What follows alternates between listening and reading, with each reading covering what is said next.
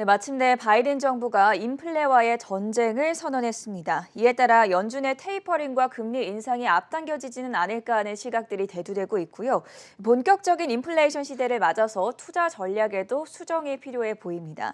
그래서 오늘은 바이든 행정부가 과연 인플레와 어떤 방식으로 싸울지, 그리고 인플레 시대에 특히나 유망한 투자 수단에 대해서 알아보도록 하겠습니다. 도움 말씀 위해서 한국경제신문의 한상준 논설위원 나오셨습니다. 어서 오세요. 네, 안녕하십니까? 자, 먼저 바이든 대통령이 파월과 브레이너드 이 합동조를 선언한 지 하루가 지났는데 어떻게 보셨습니까? 증시 흐름. 네, 우리가 그 코로나 이후에 네. 금융 완화에서 지금 인플레에서 금융 긴축으로 가지 않습니까? 그래서 뭐든지 투자 전략은 가장 먼저 이렇게 선제적으로 대응해야 되거든요. 그래서 시청자분의 이렇게 마지막에 인플레 시대에서 유망한 것을 여러 가지 기관을 통해서 마지막 제시해 드릴 테니까 끝까지 그 방송을 좀 보실 필요가 있지 않냐 생각하고요. 오늘 그 월가에서 보면은 인플레 전쟁해서 물가와 관련된 전쟁이 저는 그 물가와 관련된 전쟁이 경제 역사로 보면 몇 년 만에 나온 건지 아십니까? 얼마나 됐을까요? 예, 한동안 네. 저물가, 저금리 이렇게 했지만 우리가 금리를 올리는 것도 금융 위기 때문에 이렇게 사실상 그런 측면이 이제 금리기 직전에 자산 거품을 잡기 위해서 그렇지 물가 때문에 올린 건 아니거든요. 그런 관점에서 보면 바이든 대통령이 그 인플레 전쟁이다 이렇게 표현할 때 인플레 전쟁은 1980년대 초반에 네. 제2차 어를 쇼크 이후에 아까 김현석 특파원께서도 유가 문제를 좀 얘기했습니다는 1981년 이후에 인플레 문제 때문에 전쟁이라는 용어가 나온 것은 40년 만에 처음이다. 네. 이렇게 보시면 됐습니다. 그만큼 상황이 이렇게 좀 상황이 급변한다 이렇게 보겠습니다. 어제 한번 보겠습니다. 어제 파월과 브레이너 파트조 해서 많은 사람들이 파월에 유임해서 금융의 불확실성이 완화된다. 주가는 이렇게 굉장히 낙관적으로 이렇게 봤습니다는 우리가 장막판에 주가가 어제 많이 떨어졌지 않습니까? 빅테크 업종. 그 다음에 비트코인이 많이 떨어져서 오늘은 이렇게 안정을 찾고 있습니다는 그것이 굉장히 주목해야 할 사항이다 하는 쪽을 좀 말씀드렸습니다. 그런 것이 오늘도 연장되는 선산, 변동성이 확대했지만 연장되는 선이다 이렇게 보시면 되겠습니다. 네. 그래서 어제 그 바이든이 대통령이 이렇게 어려울 때 제색깔 냈고 뚫고 가야 되는데 인준 생각하면 파월, 그 다음에 금융 규제에서 여러 가지 국민 화합, 빅테크 규제, 대형 금융업 규제 이렇게 되면 브레이너 해서 이걸 조화점을 찾았다. 이게 악수일까 묘수일까 하는 네. 이런 측면을 말씀드렸습니다는 지금 파월과 그 다음에 브레이너 임명된 이후에 뭐 이렇게 우리 캐스터분이 시장 상황을 이렇게 말씀해 주십니다는 사실 평온하는 게 아니라 금융시장이 급변하고 있죠. 가장 대표적인 것이 아마 국채금리 아닌가 생각합니다. 그렇죠. 국채금리가 이틀 만에 10년물 국채금리, 그것도 세계에서 가장 안전하다는 국채금리가 이틀 만에 15bp 정도 급등하고 있습니다. 이틀 만에 미국의 국채금리가 15bp 정도 올라간 것은 굉장히 급등이다 하는 표현을 쓰겠습니다. 그만큼 채권가격이 떨어진다는 얘기 되겠죠. 그리고 이제 미래 잠재 가치 관련해서 미국의 국채 금리에 많은 영향을 받는 것이 빅테크 중심은 나스닥 업종이죠. 네. 그래서 어제 오늘에 걸쳐서 빅테크 업종들이 한 300bp 정도 프레시 크래시 급락하는 현상이 발생하고 있다. 이렇게 보시면 되겠습니다. 결과적으로 보면 사실 바이든 정부가 코로나보다도 사실 인플레 문제가 아주 전쟁을 선언하다 보니까 페드의 통화정책 측면에서는 테이퍼링이라든가 금리 인상 문제가 좀 빠르지 않겠느냐 하는 이런 시각이 이렇게 파월 임명 이후에 미국의 금융시장에 나타난 모습이다 이렇게 보시됐습니다.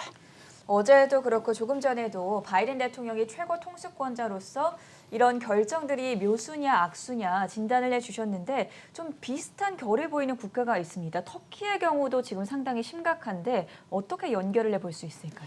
지금은 이제 국민의 합의에 의한 규범이라든가 네. 과거의 이론이 잘 통하지 않는 뉴노멀 소사이티지 않습니까? 그럼에 따라서 사실 경제 절대군주지다 하는 만큼 최고 통수권자 역할이 굉장히 크거든요. 네. 뭐 지난 4년에 우리 정부 입장에선 시청자분이 나름대로 평가하시겠습니다는 앞으로 대통령 후보 중에선 잘 선택해야 되는 게 바로 그런 측면인데요. 우리가 바이든도 이번에 이렇게 파월을 유임시키고 브레이너를 이렇게 절충시켜서 임시 파편적으로 이렇게 뚫어가는 모습 이런 것이 악수일까 무수일까 나중에 판단되겠습니다는 지금은 이렇게 미국이 테이퍼링 그다음에 사실 조기 금리 이런 얘기를 하는데도 불구하고 만약에 존 앵커가 터키다. 그럼 미국이 금리 인상한다. 네. 자본 이탈 방지한다. 금리를 올려야 되지 않습니까? 그렇죠. 근데 에르도안 대통령이 금리를 내려버렸습니다. 네. 내렸습니다. 그 터키 같은 경우에는 에르도안이 독재 정부가 되면서 터키 중앙은행의 총재도 있습니다는 통화 정책까지도 대통령이 결정하거든요. 금리를 네. 내려버렸습니다. 그러다 보니까 뭐냐? 터키 리라가 폭락하는 사태가 발생하죠. 예. 이것이 이제 비단 최고 통수권자가 경제 정책, 경제 마인드가 적을 때는 이런 악수를 두게 되는데요. 대부분 다 중남미 국가들이 이런 선택인다. 그래서 중남미 국가들이 지금 핑크 아이드 좌파 물결이 되는데요. 오히려 이럴 때일수록 이렇게 국민의 화합과 통합 이런 측면에 이렇게 핑계를 대서 밑에 그 사람을 이해한다는 측면에서 굉장히 이렇게 정치 포퓰리즘에 나서는 사람이 대통령에 뽑는 사람이 되는데요. 그러다 보니까 경제는 더 악화돼서 사실상 국민들한테 위안을 삼고자 하는 이러한 그 에이전시 대통령들이 오히려 국민을 더 고통을 주는 것이 지금 중남미의 모습이다 이렇게 보겠습니다. 아무튼간에 지금 에르도안 대통령이 시청자 여러분 이해도 못하게 미국의 테이퍼링 얘기를 빨리 가져간다는데요. 금리를 낮췄습니다. 그래서 이것이 취약 선진국들이 앞으로 발빠르게 미국의 그 테이퍼링이든가 금리를 좀 인상해 나갈 때는 취약 신용국은 이 방송을 통해서 굉장히 금융위기 문제가 불거지지 않겠느냐 하는 쪽을 말씀을 드렸었는데요. 그게 어떻게 보면 터키가 상징격, 모두격, 첫머리 역할을 하지 않겠느냐 해서 국제금융시장에서는 상당히 이 문제를 주목해서 본다 이렇게 됐습니다. 최고 통수권자의 현명한 경제 정책이 얼마나 중요한지를 저희가 반증해보는 사례가 터키가 아니었나 싶습니다. 계속해서 바이든 대통령은 어떨지 하나하나 점검을 해볼 텐데요. 파월 연준 의장 연임을 결정함에 따라서 인플레와의 전쟁을 선언했다. 이런 시각이 나오고 있지 않습니까?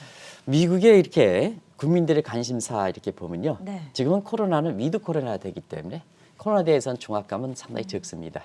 근데 지금 생활 물가가 아주 급등하기 때문에 인플레 문제가 오히려 코로나보다는 인플레 문제가 굉장히 사실 경제 지표가 가지고 있는 것보다 미 국민들이 중하계층의 이 생활 물가가 올라가는 문제가 굉장히 크다 이렇게 보이겠습니다. 그러다 보니까 파월의 그 재지명을 계기로 해서 바이든 정부가 이제는 최우선 국정 과제로 인플레가 되면서 인플레와 전쟁을 선언했다 이렇게 표현하는데요. 사실은 인플레와 관련된 사람들의 입장이 점점 바뀌고 있죠. 그래서 카나다, 그다음에 윌리엄스, 웰스 같은 페드 인사들이 전부 인플레가 두 가지 각도. 하나는 광범위하다. 그다음에 앞으로 오랫동안 지속된다. 광범위하다 오래 지속된다 하는 입장으로 바뀌었죠. 그리고 백악관의 스텝진들 그리고 앨런 재무 장관도 사실 인플레 잡는데 최우선 목표를 두겠다 하는 입장 쪽으로 되고 있습니다. 그럼에 따라서 이번에 파월 의장이 브레이너가 차기 의장으로 이렇게 거론되다가 왜 파월 의장이 임명됐을까? 상원의 통과 목적도 있습니다는 인플레 전쟁이다 보니까 시청자 여러분 브레이너는 파월보다는 더 금융 완화죠. 그럼 이 사람을 금융 규제라든가 이런 걸 생각해서 안 치게 될 때는 자 국정의 최우선 과제가 인플레 최우선 과제를 이렇게 선언했는데 가장 금융 완화를 하는 브레이너를 안 칠 수가 없죠. 결과적으로 파월을 이렇게 같은 그 금융 완화를 채우지만 파월이 매파적 속성을 갖고 있기 때문에 국정의 최우선 과제인 인플레 이렇게 파이터 역할로서는 이렇게 파월이 그래도 낫지 않느냐 하는 측면에서 이번에 이렇게 잡혔다 이렇게 보겠습니다. 그래서 똑같이 금융 완화를 기조를 하지만 바이든 정부가 국민들의 입장에서는 코로나보다 더 관심사가 높은 인플레를 잡기 위해서는 결과적으로 페드의 그 차기 의장으로 파월을 선택했다 하는 측면에서 파월의 임명을 계기로 해서 인플레 전쟁 선언하고 인플레 전쟁이 금리 시장에 급변하니까 많은 사람들은 파월이 재임명되기에 따라서 페드 의장의 교체 여부에 따른 불확실성이 해소돼서 금융시장이 이렇게 굉장히 안정을 찾아갈 것이다. 안정을 지속할 것이다 하는 낙관론이 제시됐습니다는 사실은 이런 배경을 보시면 지금 어제 장 막판 오늘 이렇게 해서 국채금리가 급등하고 그다음에 빅테크 업종들이 떨어지는 그런 이유를 아마 시청자 여러분이 명확하게 아실 수 있지 않냐 하는 생각이 듭니다. 바이든 정부가 뒤늦게 인플레와의 전쟁을 선언하면서 백악관 경제 강요들에게도 비판이 쏟아지고 있는데 어떻습니까? 이건 뭐 시청자 여러분이 한국경제TV만 잘 들으셨으면 아실 걸 봅니다. 네. 백악관 스텝이라든가 그다음에 미국의 실질적으로 경제 바이든 정부의 컨트롤 타워는 제닛 앨런 장관이라든가 그렇죠. 페드의 파월 의장과 나머지 인사들은 우리가 인플레 문제가 불거졌을 때가 4월 소비자 물가 통계가 발표한 5월 초거든요. 근데 이때 인플레가 나왔을 때 시청자 여러분들 잘 아시겠습니다는 전부 뭐냐 파월, 백악관 전부 인플레 쇼크가 발생했는데도 불구하고 일시적이다. 그때 아마 방송을 해설하시는 분이 중고차 가격이 올라왔기 때문에 그 일시적이기 때문에 이거 떨어진다 하는 입장도 해설하는 시각이 아직도 기억이 납니다.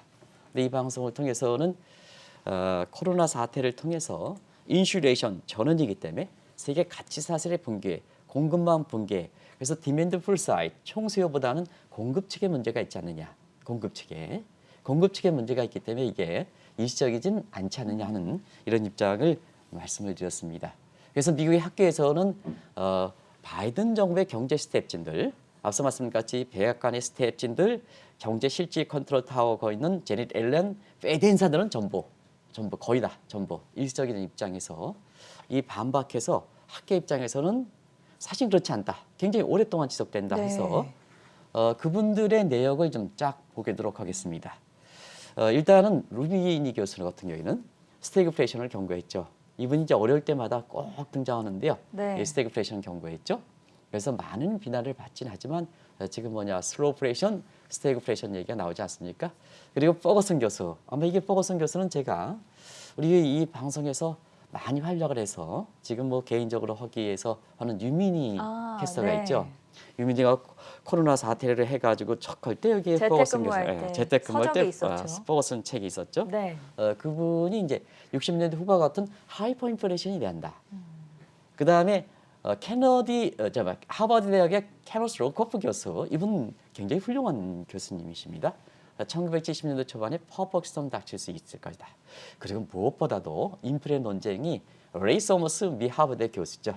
이분이 이제 인플레 가능성을 지속되면서 이번에 파월 교체와 함께 바이든 정부가 국정의 최우선 과제로 인플레 전쟁을 선언하다 보니까 지금 미국에서는요. 서머스 교수가 굉장히 신뢰도가 높고 있습니다. 네. 아마 미국의 학계에서 월가에서 보면 서머스 교수가 가장 신뢰도가 높게 되고 있습니다. 그래서 상대적으로 인플레 문제에 대해서 비교적 일시적이다, 낙관적으로 봤던 바이든의 경제 스텝진들이 이번에 사실 파월 임명과 함께 국정의 최우선 과제로 인플레 문제를 불거지다 보니까 결국 경제 강요들의 신뢰가 떨어지는 문제가 발생한다 하는 이런 측면도 사실 파월 임명 이후에 미국 국채 금리가 많이 급등하는 그런 측면에서 정책에 대한 신뢰가 굉장히 중요하거든요. 국채는 믿음이거든요. 네. 그래서 이틀 만에 15bp 베이스 포인트 정도 급등하는 이런 모습에 경제 강요들의 신뢰도가 떨어지는 문제도 바이든 대통령의 지도 추락과 함께 경제 강요들의 지도가 떨어지는 것도 국채 금리가 굉장히 급등하는 요인이다 하는 걸 말씀드리겠습니다. 상대적으로 느긋했던 바이든 정부가 왜 갑작스럽게 인플레와의 전쟁을 선언한 것일까요?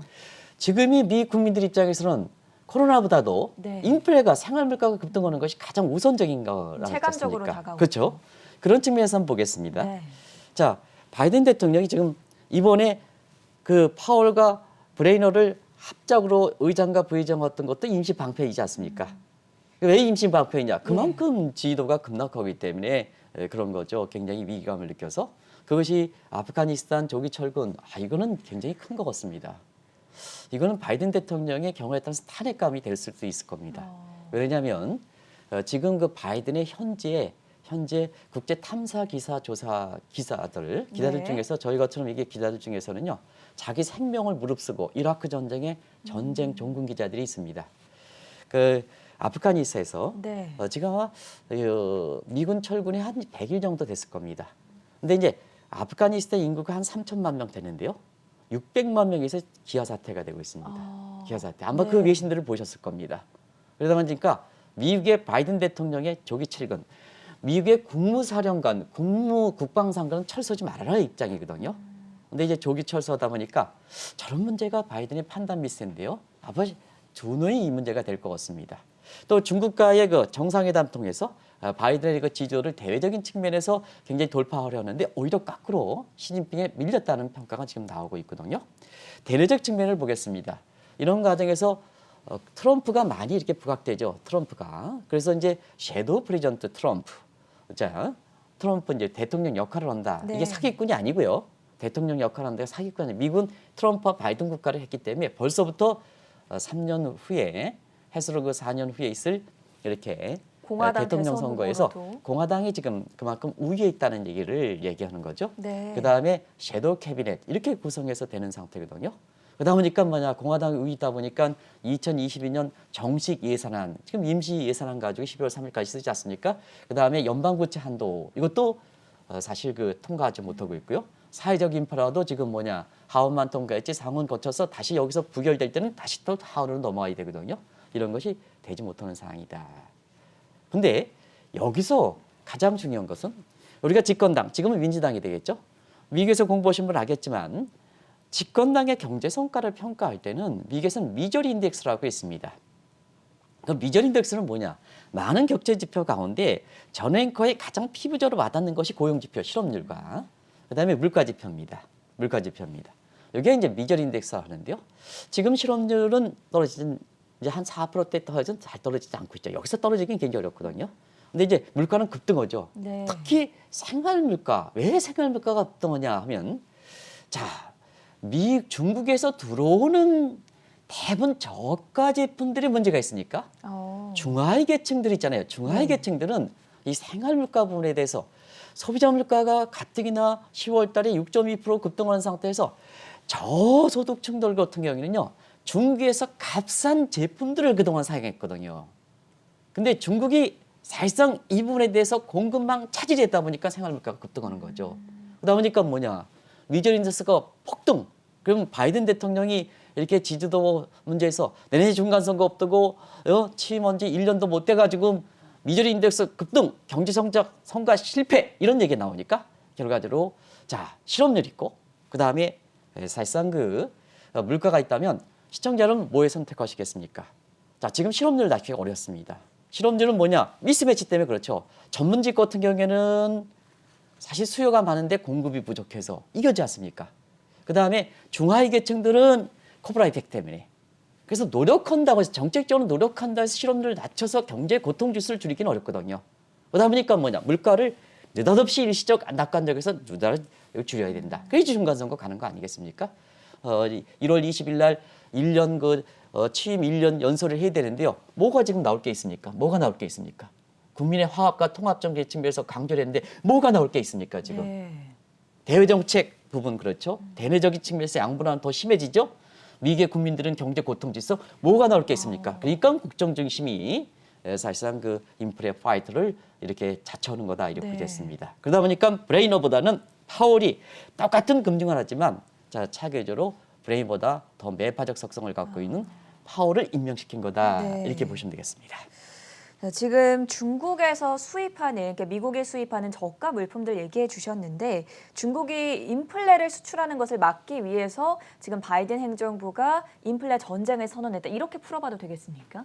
아무래도 미국의 문제에 있어서는 네. 저가 부분에 있어서는 대부분 다 중국의 저가 제품을 쓰지 않습니까? 의존 많이 하죠. 그렇죠? 지금 미중 간 마찰에서 오늘 한국경제신문에서 내년도에 증시와 관련돼서는 자,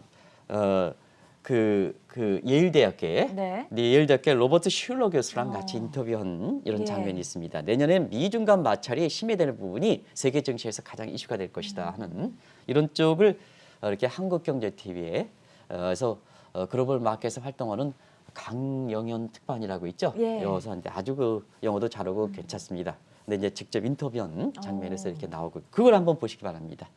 지금 미중 간 정상회담에서 뭐 일부 합의점 기후변화라든가 합의점 이렇게 찾다 하지만 대만이라든가 북한 문제 관련해서 벌어졌지 않습니까? 그런 측면에서 이런 슈러게스라든가 내년도에 증시 입장에서는 미중 간 마찰이 가장 클 것이다 이렇게 보는데요. 결국 마찰 부분에서는 아킬레스건을 건드려야죠. 아킬레스건인데 중국 입장에서는 두 가지 아킬레스건이 있죠. 미국의 국채를 많이 뺐죠. 그러면 국채 팔아버리죠. 그러면 자 물가를 잡겠다고 해서 금리를 올리고 있는데요. 네. 올릴 거로 이렇게 생각하는데요. 여기서 그냥 국채를 내다 파니까 어떻게 되겠습니까? 더 부담이 되는 거죠. 부담시키는 거죠. 네. 그래서 그런 부분이 있고 또 한 가지는 저가 부분에 인플레가 지금 국정 최우선 과제로 등장하는데요. 이 부분에서 중국이 지금 생산자 물가가 10월 달 같은 경우에 13.5% 이러다 보니까 중국도 죽겠거든요. 이거 수출에 이제 전가시키지 않습니까? 오늘 종부세 관련해서 뭐 전세라든가 뭔가에서 전가하겠다 하는 입장에서 그건 누가 결정하냐? 시장에서 결정하는데 왜 우리나라의 기획재정부 사람들은 뭐냐 하면 전가도 못하겠다. 뭐 시장의 결정 사항을 본인들이 결정합니까? 시장의 반응인데 이게 이제 결국 시장에서 결정되는 거거든요. 전가시키지 않습니까? 그러면 중국의 수출 제품이 대부분 다 미 국민들의 저가소득, 바이든 대통령이 저소득층, 저소득층이 지층인데 여기를 건드리겠다는 얘기입니다. 건드리겠다. 그러면 네. 미중 간 마찰점에서 아킬레스건을 건드리는 거죠. 그러다 보니까 미국 입장에선 그래 저가 올라가 그나마 미국에서는 그걸 받아들여야죠. 완충시켜야죠. 그러다 보니까 인프레와 전쟁을 선에서 물가를 안정시켜야 고통지수가 올라가는 걸 방지하고 자, 중국과의 인프레 수출 부분에서 우리가 승리하고 있다, 잘 대처하고 있다는 평가를 나올 수 있고 그래서 1월 20일 내년 1월 20일 날 그래도 취임 일치년만에 비교적 잘 쐈다는 국민들의 메시지를 줄 수 있지 않느냐 하는 시각에서 바로 인프레 문제를 국정의 최우선 과제로 등장하는 거다 이렇게 볼 수 있습니다. 얼마 전에 공개가 됐던 연준의 금융안정 보고서에서는 인플레 문제 때문에 자산 거품이 붕괴될 수 있다 이런 우려도 발표하기도 했었는데 여기에 대해서는 어떻게 보십니까? 네, 이 대목이 사실상 월가에서 이렇게 보면은 조기에 이렇게 테이퍼링 앞당긴다, 신속한 금리 인상 이런 얘기가 좀 많이 나오지 않습니까? 그렇죠. 그렇다고 본다면 페드가 그런 쪽으로 가겠느냐, 파월 입장에 가겠느냐 하는 쪽은 또 다른 문제거든요. 그게 이제 오늘 장마판의 나스닥 지수의 하락폭을 약간 둔화시킨 거예요. 지금 파월 임명 이후에 여러 가지 페드 인사들이 경제 발언하고 있지 않습니까? 네. 그 발언을 통해서 좀 그랬는데요. 이게 고충이 나타났다는 얘기입니다. 어떤 고충이냐 하는 측면에서 보면 지금은 인플레 문제가 코스트 푸시 인플레이션이에요. 비용 상승 인플레이지 않습니까? 시청자 여러분. 근데 문제는 인플레 국정우정 과제로 이렇게 된다 하더라도 자 이게 테이퍼링 추진하고 금리 인상을 추진하는 것은 디맨드 풀 경기가 과열되고 이래서 케인지언이라고는 인플레 갭이 발생해서 이쪽 부분이거든요. 근데 지금 경기는 사실 3분기 성장률이 2%대 떨어졌지 않습니까? 이런 문제거든요. 그러다 보니까 지금 페드에 고민이 있다. 인플레 최우선 과제를 가긴 하지만 고민이 있다. 지금 상태에서 너무 지금 시장의 예상대로 너무 성급하게 출구 전략 신속할 때는 경기가 거꾸로진다. 이게 에클스 실수. 그렇다고 너무 늦게 이렇게 출구 전략을 추진하면 이제 자산 버분의 거품이 더 심화된다. 그린스펀 실수. 이게 이제 오락가락하는 내용이죠. 그래서 아마 페드의 고민, 파월 의장의 고민은 인플레를 자기에서 어제 연임이 결정되고 나서 바이든 대통령 연임에 하다 벼듯 인플레 잡기 위해서 모든 수단을 강조하는데 실제로 보면 가져갈 수 있는 페드 입장에서 가져갈 수 있는 정책 수단이 그렇게 많지 않다는 얘기거든요. 여기에 고민이 있는 것이 아닌가 생각합니다. 그래서 앞으로는 인플레 역할과 경제 어떻게 조화점을 선택하느냐가 향후의 페드의 통화 정책의 가장 궁금한 굉장히 포인트로 보실 필요가 있다 이렇게 보겠습니다. 그런 과정에서 한번 보겠습니다. 공급 측 요인이니까 바이든 대통령이 지금 인플레를 잡기 위해서 노력하죠. 네. 정유사 압력 세게 넣죠. 오늘 그 김인석 특파원께서 유가 문제를 얘기했습니다는 지금 오펙과 전쟁을 선언하고 있죠. 전쟁이 뭐냐? 전략 원유 비축분을 풀어내는 겁니다. 예. 전략 원유 비축분 풀어내면 자 여기만 풀어내느냐? 원유 수요국의 전략 원유 비축분이 이제 전략 원유비는요. 김인석 특파원께서 말씀하셨습니다는 OECD가 국가의 비상사태를 대비해서 전략 원유 비축분을 이렇게 구축해서 권고하는데요. 네. 왜냐하면 다 쓰고 재고가 없을 때는 갑작스럽게 오펙 국가들이 유가 올려오면 미국이 오펙과 그냥 줄줄줄 쫓아가게 되는 거거든요. 경제 독립성과 안정성이 없지 않습니까? 네. 그런 문제이기 때문에 OECD에서는 60일, 90일, 3개월치를 권고 사항으로 하고 있습니다. 그 전략 원유 비축이 원유 수요국일수록 굉장히 중요한 역할을 하는 건데요. 왜냐하면 원유 생산국들은 비상시에는 캐내면 되지 않습니까? 그렇죠. 근데 원유 수요국들은 이 전략 원유 비축분을 없으면은 수입을 해와야 되니까요. 수입을 해놓는데 거기서 무기화시키니까 네. 경제 독립성과 안정성이 떨어지죠. 근데 그나마 그것까지도 풀어달라. 일본도 풀어달라. 협조를 했습니다. 한국도 협조를 했습니다. 네. 이 정도로 이렇게 지금 공급 측의 유가 안정 그래서 오펙 국가들은 12월 달에 오스트리아에서 오스트리아를 주목하라는 얘기를 거기서 얘기한 거거든요. 네. 오스트리아에서 오펙 플러스 그래서 러시아의 지금 입장이 굉장히 중요하거든요. 러시아가 우크라이나를 공격할 것이냐 2차 냉전 이렇게 되는데요. 러시아가 공격할 것이다 하는 입장도 많이 나거든요. 그런 입장에서 보면 오펙 플러스에 자 전력원유 비축분 안정시켜 하는데 자, 오펙 국가들은 증산시켜, 감축시켜 이런 측에서 대응할 때는 또 다른 전쟁이 되지 않겠냐 이렇게 보는데요. 미국이 전략원유 비축분을 풀어내는 것은 굉장히 지금 상황이 급하다 이렇게 볼 수 있습니다. 그런 과정이고요. 그 다음에 또 한 가지는 국민의 화합을 좀 강조하고 있죠. 미국도 뭐냐 지금 기술주 이런 측면에서 노조가 다시 형성되고 있거든요. 노조가 형성되니까 노조 문제 국민의 화합연대 이걸 강의해서 이렇게 생산성 증대라든가 임금 억제를 하는 이런 쪽에 공급 측의 노력이 같이 결부되고 있다 이렇게 볼 수 있습니다. 그런 것이 이제 인플레 잡기 위해서 통화 정책 측면에서 가져갈 수 있는 부분을 이렇게 공급 측에서 바이든 대통령과 그 다음에 사실 그 미국의 재무부가 서로 노력하는 거다 이렇게 볼 수 있습니다.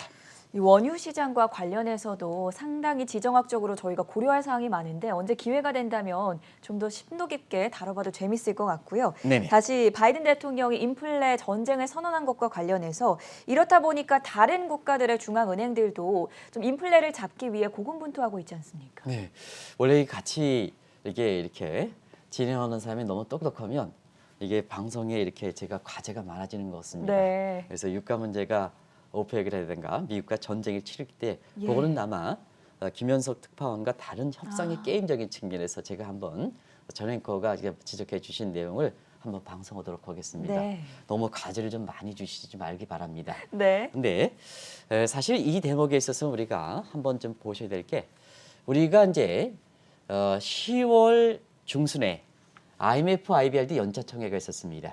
그때 이제 미국에서 이렇게 보면은 각국의 중앙은행에 대해서 자 중앙은행이 고용 중시를 중시했는데 자 IMF가 세계 경찰기구 하는 IMF가 앞으로는 각 회원국의 물가, 인플레 안정을 주문할 것을 했습니다.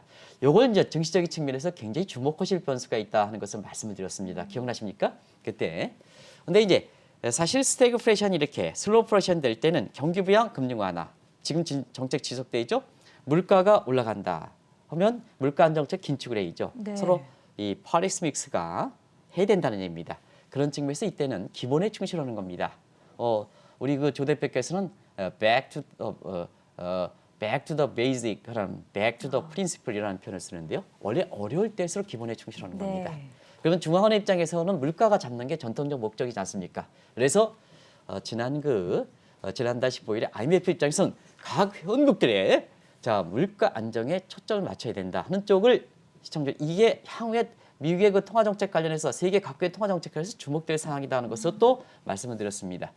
그래서 이번에 바이든 대통령이 인플레와 전쟁을 선언하는 것도 결국 페드 입장에서는 물가 안정 쪽으로 가는 거다. 하는 거다. 그래서 테이퍼링이든가 금리 인상 쪽에 조기 앞당길 것이다 하는 쪽으로 나오는 게 아닌가 이렇게 보고 있습니다. 그런 변화 조짐 같은데요. 그때 당시에 아마 이 문제를 얘기하시면서 빅테크 업종이라든가 이런 거에 대해서 정리하신 분 같은 경우에는 상당 부분 도움되지 않겠느냐 하는 생각이 듭니다. 뭐든지 투자하는 조짐이 나타날 때 미리 대응하는 것이 중요하다는 걸 꼭 좀 말씀드리겠습니다. 엊그제까지는 인플레가 일시적이라고 했다가 갑작스럽게 인플레가 전쟁을 선언하면 투자자들은 혼란이 가중될 수밖에 없는데 결론적으로 그럼 저희는 어떻게 대응을 해야 할까요? 네, 지금까지 대부분 다 주식 투자라든가 모든 네. 재테크는 자 코로나 사태 후에 금융 완화, 인플레도 일시적이면 금융 완화가 지속된다는 얘기죠. 이게 맞춰서 사실상 투자 전략을 이렇게 세웠습니다. 포트폴리오 전략. 그렇죠. 근데 지금 갑작스럽게 인플레 팍 통하니까 제일 재테크의 변수가 물가는 긴축적으로 간다는 얘기거든요. 그래서 포트폴리오 전략을 바꿔놔야 된다 하는 그런 과정에서 시청자분 같이 한번 보겠습니다. 일단 올해 하반기 이렇게 정책 변화를 생각해서 균형의 비약을 좀 강조해 드렸습니다. 그래서 하반기에도 인플레에 대해서 대비해서 배당주라든가 글로벌 ETF라든가 이거 뭐 숫자에 대해서 반복 얘기하는데요. 시청자분을 위해서 얘기하는 겁니다. 어떤 분 게시판에서는 개인적으로 소속 기관을 얘기해서 자꾸 이렇게 공격하시는 분들이 있는데요. 그런 거 저는 개의치 않습니다. 근데 여러분을 위해서 그러는 겁니다. 결과적으로 여러분을 위해서 그렇습니다. 그런 측면에서 보면 지금 배당이라든가 리츠도 이제 배당입니다는 글로벌 ETF라든가 이런 쪽으로 가져가신 분은 굉장히 이런 문제에 대해서 하는데 금융 완화 쪽, 빅테크 업종 이런 쪽으로 간 사람들은 지금 굉장히 어렵죠. 환불을 했습니다. 그래서 시청자 여러분들 그런 어떤 그 개인적인 모든 사람이 개인적인 소속이라든가 이렇게 있겠죠. 저도 먹고 살아야 되니까. 근데 그런 거에 빌미를 이런 방송에서 유추해가지고 그렇게 하지 마시기 바랍니다. 그런 거 안 합니다. 저는 개인적인 연 같은 거 안 합니다. 객관적인 시청자를 성과가 위해서. 좋지 않았습니까? 그렇습니다. 그런 과정에서 이제 다시 한번 말씀을 드리고요. 오늘 또 그런 내용들이 있기 때문에 제가 네. 말씀드리겠습니다. 그리고 이제 코로나 사태에는 인플레 문제를 생각해서 포트폴리오를 변경할 필요가 있는데요. 그걸 좀 한번 쭉 보시기 바랍니다. 쭉 해서 같이 이제 한번 보겠습니다. 유망은 배당주, 부동산과 리츠, 달러, 희귀원자재 이런 것이 이제 세계적으로 비추는 거고요. 그다음에 분리는 현금 갖고 있으면 안 됩니다. 현금 갖고 있으면 아무래도 채권보다는 낫습니다. 그래서 현금은 좀 이렇게 불확실할 때는 좀 가지고 있으실 필요가 있는데요. 지금 현금, 그다음에 채권 이건 직격적으로 직격탄을 받는 거죠. 그리고 이제 빅테크 업종은 미래 잠재 가치가 중시한다는 측면에서 금리가 인하할 때는 미래 잠재 가치 올려 빅테크 괜찮아. 근데 지금처럼 급등에 미래 잠재 가치 떨어져. 오늘 네. 테슬라도 떨어졌죠. 그렇죠. 그다음 엔비디아라든가 이런 거 떨어졌죠. 그다음 이런 게 이제 되겠습니다. 회색지대가 있습니다. 회색지대. 시청자 여러분 생각해서는 야 인플레가 될 때는 당신 무슨 얘기냐? 금 생각하고 디지털금 이렇게 하는데요. 이 금이 수급적인 측면에서는 안정지대가 플럭체이션이 필요하기 때문에 그래서 오늘도 금값이 좀 떨어지는 모습을 보입니다는 자 금과 디지털계라는 가상화폐는 회색지대다. 어느 쪽으로 분류하기 어렵다. 근데 일반적으로 과거 전통적으로 보면은 인플레 해지로 금이 좋다. 아니다는 얘기를 꼭 좀 말씀. 그게 네. 이제 경제학에서 보면 커먼 센스이기 때문에 자꾸 변하는 겁니다. 그런 과정에서 최근에 메타버스라든가 NFT, 삼성전자 해서 삼성전자 한데요. 인플레 시대 보이는 거에 됩니다. 저거 뭐 유망업종 대부분 보이는 거지 않습니까? 보이는 것, 믿을 만한 것, 네. 믿을 만한 것. 그러면 이제 이번 주 들어서 메타버스라든가 NFT 같은 경우에는 미국 같은 경우는 그렇게 이렇게 붙지는 않습니다 하는 쪽을 말씀드리고 그렇게도 이틀 만에 주가가 좀 많이 떨어졌어요. 떨어졌죠. 근데 지금 인플레 전쟁 시대에서는 보이는 것, 그래도 믿을 만한 것, 같은 주식이든 믿을 만한 것 할 때 메타버스랑 NF보다는 삼성전자가 유리하지 않느냐. 그래서 어제도 코스피가 우리 전앵커가 지적했습니다는 코스피가 15% 떨어졌습니다는 외국인들은 한 2,800 들어오면서 삼성전자는 한 400원 정도 올라가는 네. 이런 모습도 이제 어제 비춰졌는데 어제 아침에 한번 방송을 해줬습니다. 참조할 필요가 있는 것이 아닌가 생각합니다. 네, 본격적인 인플레와의 전쟁을 선언한 바이든 정부 그리고 이 시점에서 우리는 어떤 투자 전략을 세워봐야 할지 조언 말씀 들어봤고요. 지금까지 한국경제신문의 한상춘 논설위원이었습니다. 고맙습니다. 네, 고맙습니다.